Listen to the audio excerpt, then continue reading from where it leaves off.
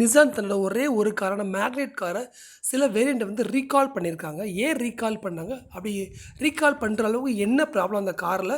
அதை பற்றி தான் இந்த வீடியோவில் நம்ம பார்க்க போகிறோம். மேக்னெட் காரானது சப் 4 மீட்டர் ஒரு காம்பேக்ட் எஸ்யூவி ஆகும். ஸ்டார்டிங் ப்ரைஸ் 6 லேக்ஸ்லேருந்து 11.2 லேக்ஸ் வரைக்கும் மேக்னெட் கார் சேல்ஸ் பண்ணுறாங்க. இன்ஜினை பொறுத்த வரைக்கும் 1 லிட்டர் நார்மல், 1 லிட்டர் டர்போ வந்து 2 ஆப்ஷனில் மட்டுமே கொடுக்குறாங்க. மேக்னெட் இன்ட்ரடியூஸ் பண்ணதுலேருந்து லாஸ்ட் இயர் டிசம்பர் வரைக்கும் ப்ரொடியூஸ் பண்ண பேஸ் வேரியண்ட், மிட் வேரியண்ட், அதாவது எக்ஸ்எல், எக்ஸிங்கிற 2 வேரியண்ட் கார்ஸ் எல்லாத்தையுமே ரீகால் பண்ணியிருக்காங்க. காரோட front door outside handle வந்து சம் சென்சார் இஷ்யூ இருக்கிறனால கார்க்கில் வந்து ரீகால் பண்ணியிருக்காங்க.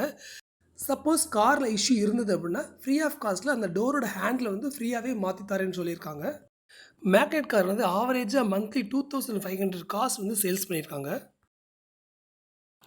லாஸ்ட் மாதம் ஆவரேஜாக 2701 கார் வந்து சேல்ஸ் பண்ணியிருக்காங்க. இது லாஸ்ட் இயரோட கம்பேர் பண்ணும்போது கிட்டத்தட்ட 17% சேல்ஸ் வந்து கம்மியாக இருக்குது. சப்போஸ் மேக்னெட் காரை நீங்கள் வாங்கியிருந்தீங்கன்னா உங்களால் இஷ்யூ ஐடென்டிஃபை பண்ண முடியலன்னா டேரெக்டாக காரை வந்து சர்வீஸ் சென்டர் எடுத்துகிட்டு போங்க. இஷ்யூ இருந்ததுன்னா அவங்க டோரோட ஹேண்டில் வந்து ரீப்ளேஸ் பண்ணி தருவாங்க சொல்லி நிசான் இண்டியா வந்து சொல்லியிருக்காங்க. நிசான் மேக்னெட்டோட ஃபேஸ் லிஃப்ட் வந்து 2025 வந்து லான்ச் பண்ண போகிறாங்க.